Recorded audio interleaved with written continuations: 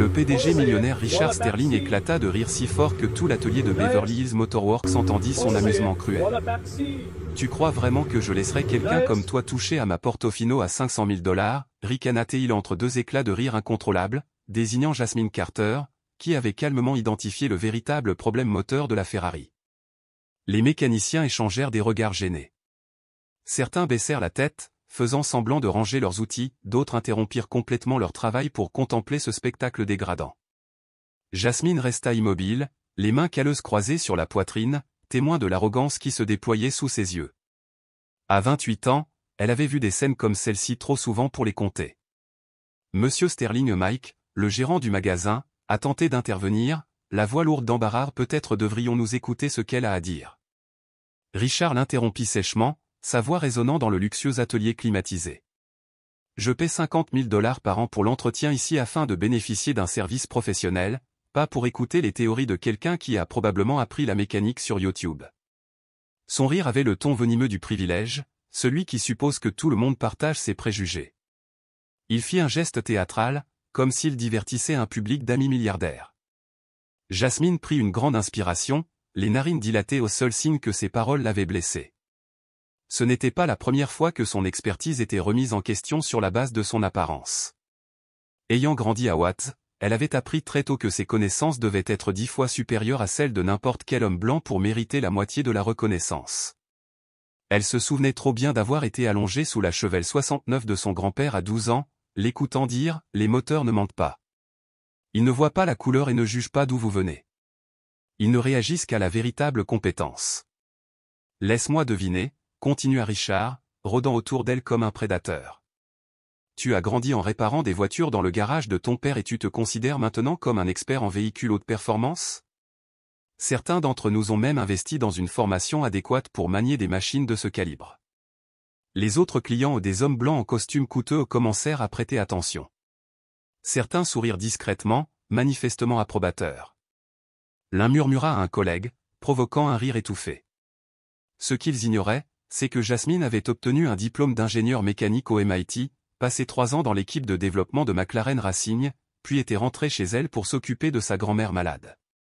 Son atelier mobile, Carter Precision Motor, avait une liste d'attente de 6 mois, les clients venant d'autres États pour son expertise. Votre problème n'est pas électronique, dit doucement Jasmine, sa voix tranchant l'air comme une lame. Ignorant les rires, elle poursuivit, c'est un défaut d'alignement harmonique entre le turbo et le système d'injection. La soupape de régulation de pression fonctionne en dehors de la fréquence idéale. 5 minutes de réglage, et votre Ferrari fonctionnera mieux qu'à sa sortie d'usine. Richard essuya ses larmes de rire, puis applaudit lentement et sarcastiquement. Désynchronisation harmonique? Soupape de régulation de pression? Vous venez d'inventer ces mots? Il se tourna dramatiquement vers les techniciens. Vous écoutez cette poésie mécanique. James, le technicien en chef, s'éclaircit la gorge, les outils tremblants dans ses mains. En fait, monsieur Sterling, nous avons tout essayé dans les manuels Ferrari. Nous avons remplacé les capteurs, recalibré l'ordinateur de bord 3 fois et même contacté l'usine en Italie. Peut-être un deuxième avis. Pas de quelqu'un qui a installé son commerce dans une caravane garée dans une ruelle oubliée de Watts, ricana Richard en arrachant les clés des mains de Jasmine et en évitant tout contact comme si elle était contagieuse. Retourne au travail. Et la prochaine fois, sélectionne qui tu laisses entrer ici. Ce genre d'environnement ne devrait pas être accessible à tous. L'atelier sombra dans un silence gêné. Seul le ronronnement de la climatisation et le tic-tac d'une horloge suisse dissipaient la tension. Personne n'osa défendre Jasmine ni remettre en question l'attitude de Richard. Jasmine le regarda s'éloigner vers la Maserati de courtoisie, ses pas résonnant sur le béton poli. Pourtant, dans son regard, il n'y avait ni résignation ni colère, seulement la sérénité particulière de celle qui connaît des secrets que d'autres découvriront un jour. Je suis vraiment désolé, murmura Mike en s'approchant d'elle après le départ de Richard, la voix lourde d'une onde sincère. Il peut être extrêmement difficile quand il est frustré. On n'a pas réparé sa Ferrari depuis 3 semaines. Ne t'inquiète pas, répondit Jasmine en se dirigeant vers la sortie avec une assurance mesurée. Certains ont besoin d'apprendre à la dure et croyez-moi, la leçon arrive plus vite qu'ils ne le pensent. Elle s'arrêta devant la porte vitrée et se retourna pour scruter chaque visage dans l'atelier. Si vous ne parvenez pas à résoudre son problème dans les 2 prochaines semaines et qu'il est suffisamment désespéré pour ravaler sa fierté, ma carte sera toujours sur son pare-brise. Alors que les têtes se tournaient et que les lèvres s'entr'ouvraient d'incrédulité, personne ne remarqua le petit sourire au coin de ses lèvres, le sourire de quelqu'un qui a traversé des tempêtes plus terribles, survécu et en est ressorti plus fort. Si cette histoire de préjugés et de dépassement de l'adversité vous a touché, n'oubliez pas de vous abonner à la chaîne pour découvrir comment ce moment d'humiliation est devenu le catalyseur d'un revirement qui a tout changé. 3 jours après le Beverly Hills Motor Works, Richard Sterling racontait l'épisode comme une anecdote amusante lors d'un déjeuner au Polo Lounge. Vous auriez dû voir sa tête quand je lui ai dit que je ne la laisserais pas toucher à ma Ferrari, dit-il en riant, brandissant un verre de vin français à $1000. Vous y croyez? Quelqu'un comme ça qui diagnostique un déséquilibre harmonique? David Thornton, PDG d'une entreprise technologique, rit d'un air approbateur. Ces gens pensent que regarder YouTube les qualifie pour quoi que ce soit. Ce que Richard ignorait, c'est qu'à 16 ans, Jasmine avait appris à être invisible en tant que stagiaire dans un garage de voitures de luxe de Newport Beach. Des hommes fortunés discutaient de fraude fiscale, de corruption et de financement douteux à côté de leur véhicule et elle les écoutait, apprenant son métier en silence. Le même après-midi, Mike a appelé, paniqué. « Monsieur Sterling, nous devons parler de votre Ferrari de toute urgence. Nous avons essayé une autre intervention ce matin, et c'est pire. Le moteur présente maintenant des pannes intermittentes, parfois en parfait état, parfois en panne totale. Notre dernier diagnostic suggère que vous pourriez avoir besoin d'un nouveau bloc moteur ou une intervention d'au moins $200 000. Le visage de Sterling se vida. $200 000 pour réparer une voiture qui en a coûté 500 000? Et la garantie ne couvre pas les réglages effectués par un tiers? Mike a expliqué que puisque Jasmine avait touché le véhicule avant que le problème ne s'aggrave, les protocoles d'assurance exigeaient une documentation sur les contacts non autorisés. Alors que Sterling luttait contre la panique grandissante, Jasmine reçut une visite inattendue à son atelier. Une élégante femme d'une 50aine d'années, au léger accent italien, s'arrêta dans une McLaren P1 impeccable. « Êtes-vous Jasmine Carter » demanda-t-elle d'une voix chargée de curiosité. « Je m'appelle Isabella Romano. Je suis directrice de l'ingénierie chez Ferrari pour la côte ouest. J'ai entendu une histoire intéressante à votre sujet lors de la conférence des ingénieurs automobiles la semaine dernière. » Jasmine haussa un sourcil. « Quel genre d'histoire ? » Un collègue m'a dit que vous aviez diagnostiqué un problème de résonance harmonique dans une Portofino simplement en écoutant le moteur. C'est extrêmement inhabituel, murmura Isabella en admirant l'atelier de Jasmine, simple mais parfaitement organisé. Où avez-vous étudié l'ingénierie automobile, demanda-t-elle, la curiosité illuminant ses yeux. MIT, génie mécanique, répondit Jasmine d'un ton posé. J'ai ensuite passé 3 ans chez McLaren Racing à Woking, en Angleterre. Isabella haussa les sourcils, sincèrement surprise. McLaren Racing? Vous avez travaillé sur la nouvelle génération de moteurs hybrides. Jasmine hocha la tête. J'ai développé le système de synchronisation entre le moteur électrique et le moteur thermique de la P1. J'ai également optimisé l'acoustique pour réduire les vibrations harmoniques à haute performance. Appuyée contre un établi, Jasmine croisa les bras, intriguée par l'intérêt d'Isabella. Pourquoi demandes-tu cela? Car le problème que vous avez décrit à Portofino est exactement celui auquel notre équipe de Marinello est confrontée depuis 6 mois, a expliqué Isabella. C'est un défaut connu, mais le diagnostiquer sans équipement spécialisé s'est avéré quasiment impossible. Isabella marqua une pause, le regard fixe. Et tu l'as identifié rien qu'en écoutant? Pendant ce temps, l'humiliation de Richard Sterling se propageait plus vite qu'il ne le craignait. Une vidéo discrète d'un technicien circulait dans les groupes WhatsApp des employés et bientôt sur les réseaux sociaux, sous-titré « Un homme riche humilie un mécanicien noir puis implore de l'aide ». En quelques heures, elle avait été vue 15 000 fois et avait suscité des commentaires indignés de personnes partageant leurs propres témoignages de préjugés. Monsieur Sterling, lança Jennifer, son assistante, avec hésitation, votre nom est mentionné négativement sur plusieurs plateformes. On devrait peut-être faire appel à une société de gestion de crise. Il lui fit signe de s'éloigner. Ce n'est qu'Internet, Jennifer. Ça va passer dans quelques jours. Mais sa voix trahissait une inquiétude grandissante, son entreprise technologique misait sur une image publique impeccable, et les contrats gouvernementaux étaient extrêmement sensibles aux controverses liées à la discrimination.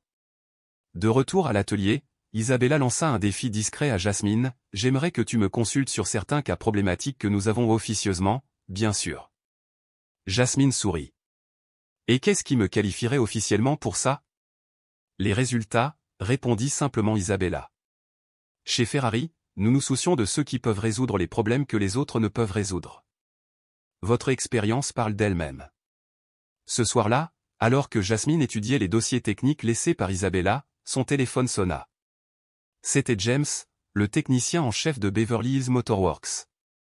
Jasmine, c'est James. Le problème de Sterling Ferrari s'est considérablement aggravé, et, je pense que tu avais raison pour le diagnostic. Jasmine attendit. Vas-y. Nous avons tout essayé, remplacement de pièces, recalibrage des systèmes, et même fait appel à un spécialiste d'usine. Rien n'y fait. Maintenant, ils veulent remplacer le moteur entier, car ils ne savent plus quoi faire. Comment Sterling le prend-il? Demanda Jasmine. Il est désespéré, soupira James.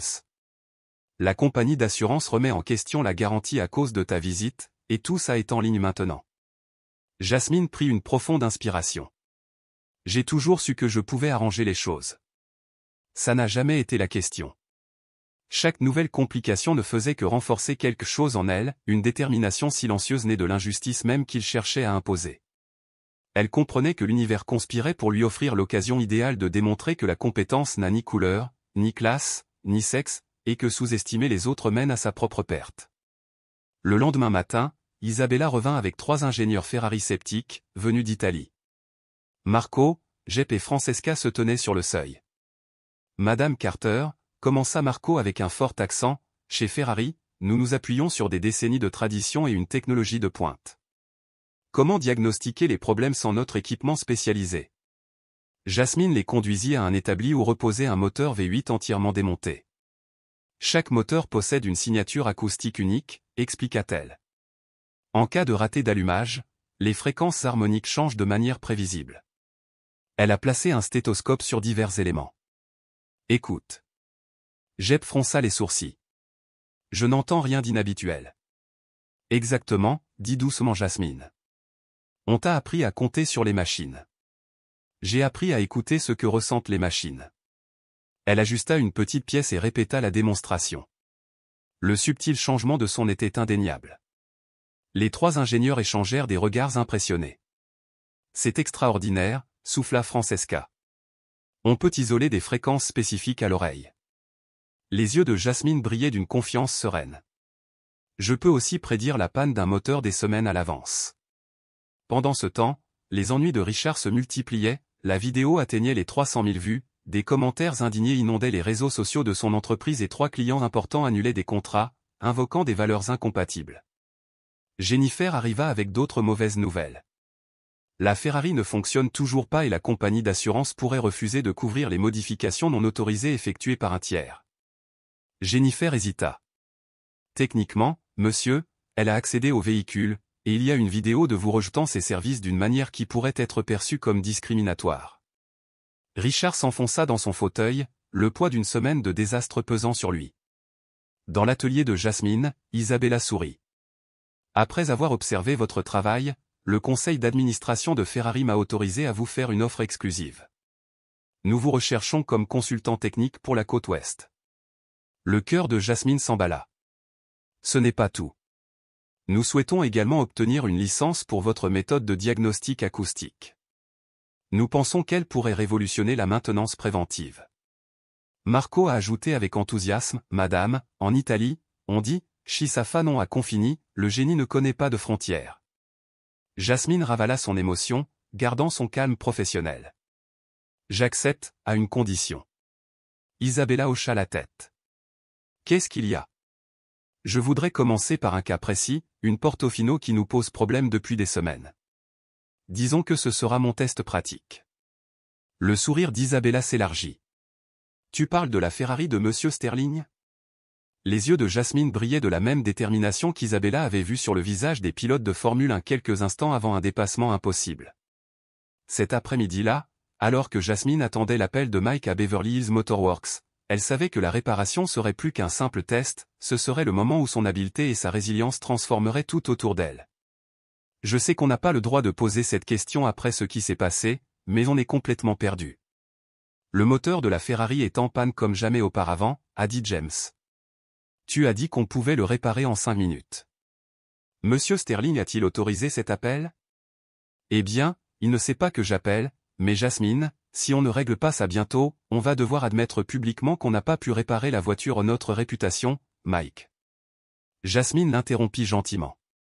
Dites à Monsieur Sterling que vous avez reçu une recommandation spéciale de Ferrari Corporation et ne mentionnez pas mon nom.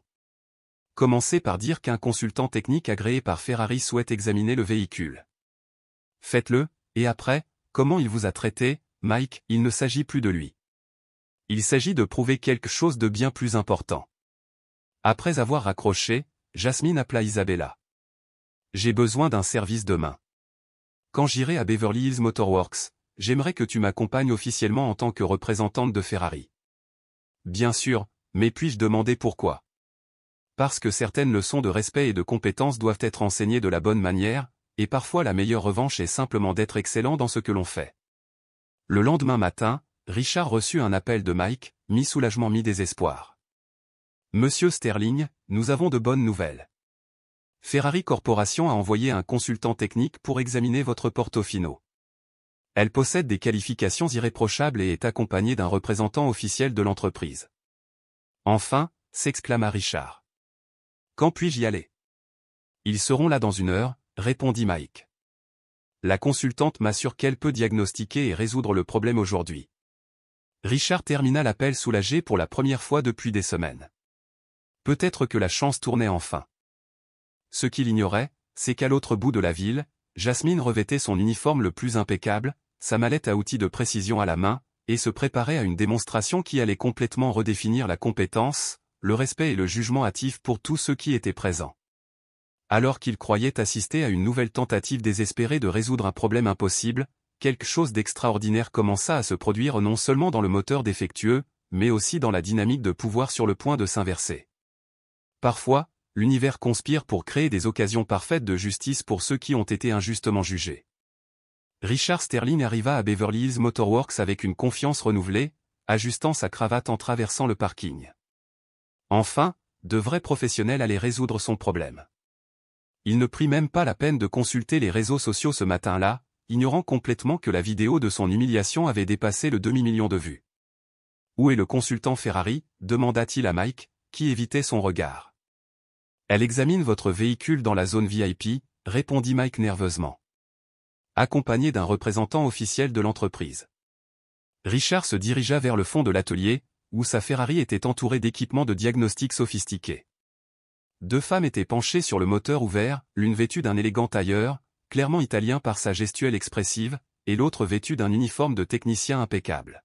« Désolé pour le retard », annonça Richard.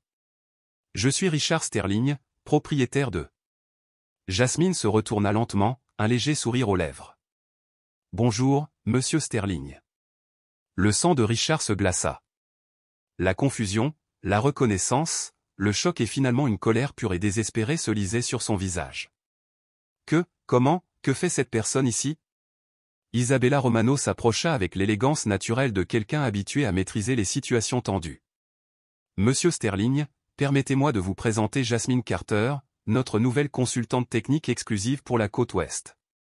Diplômée du MIT, ancienne ingénieure chez McLaren Racing, elle fait désormais partie de l'équipe officielle de Ferrari Corporation. C'est impossible, explosa Richard, les mains visiblement tremblantes. Tu n'es pas sérieux. Très sérieux, poursuivit Isabella, imperturbable.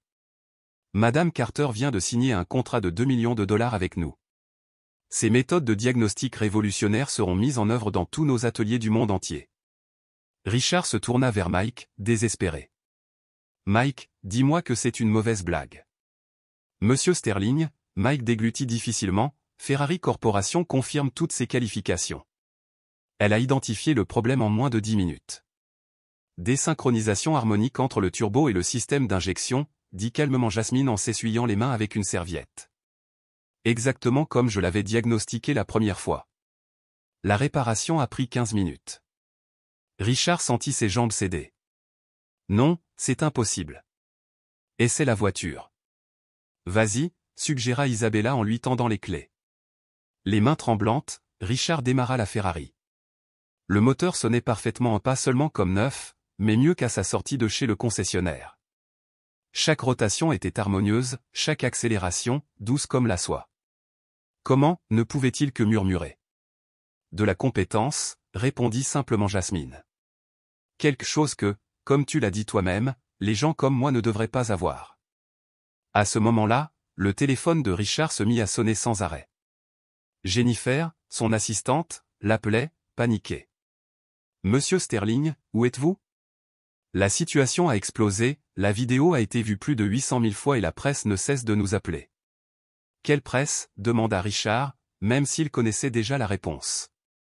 Isabella a sorti sa tablette et lui a montré l'écran, CNN Tech, Forbes, Wall Street Journal, ils voulaient tous interviewer leur nouveau consultant sur la façon dont elle avait résolu en quelques minutes un problème que les techniciens certifiés ne pouvaient pas résoudre en quelques semaines. Richard lut les gros titres avec une horreur croissante. Ferrari embauche un mécanicien noir humilié par son PDG raciste. Le génie n'a pas de couleur. Un dirigeant perd des millions après la diffusion virale d'une vidéo discriminatoire? Mes contrats, murmura-t-il en faisant défiler frénétiquement les pages. 3 entreprises avaient déjà annulé des partenariats ce matin-là.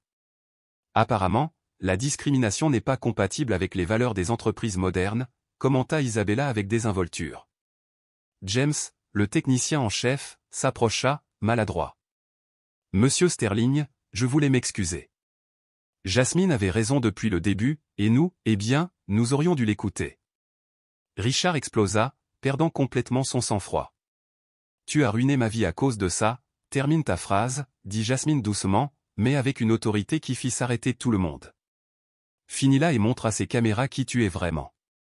Réalisant que plusieurs personnes filmaient discrètement employés du magasin, client curieux, Richard regarda autour de lui. L'action Stlingtech a chuté de 22% rien que ce matin, a poursuivi Jasmine en consultant son téléphone. Apparemment, les investisseurs n'aiment pas les PDG qui deviennent des symboles de discrimination en entreprise. Richard s'assit lourdement, la réalité le frappa comme une avalanche. En une semaine, il était passé du statut de cadre respecté à celui de paria social. Sa Ferrari fonctionnait parfaitement, mais sa vie était détruite. Pourquoi? Demanda-t-il d'une voix brisée. Pourquoi me fais-tu ça?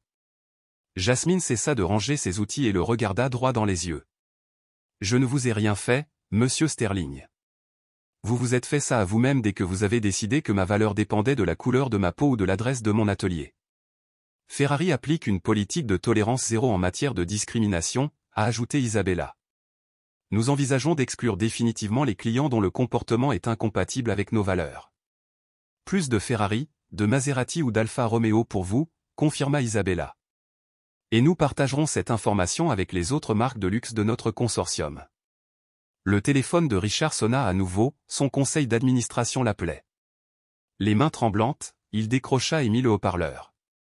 Monsieur Sterling, une réunion d'urgence a été convoquée, nous devons discuter de votre position immédiatement. La situation est intenable. Jasmine ferma sa caisse à outils et se dirigea vers la sortie. Monsieur Sterling, merci de me donner l'occasion de prouver que la compétence n'a ni couleur, ni sexe, ni code postal.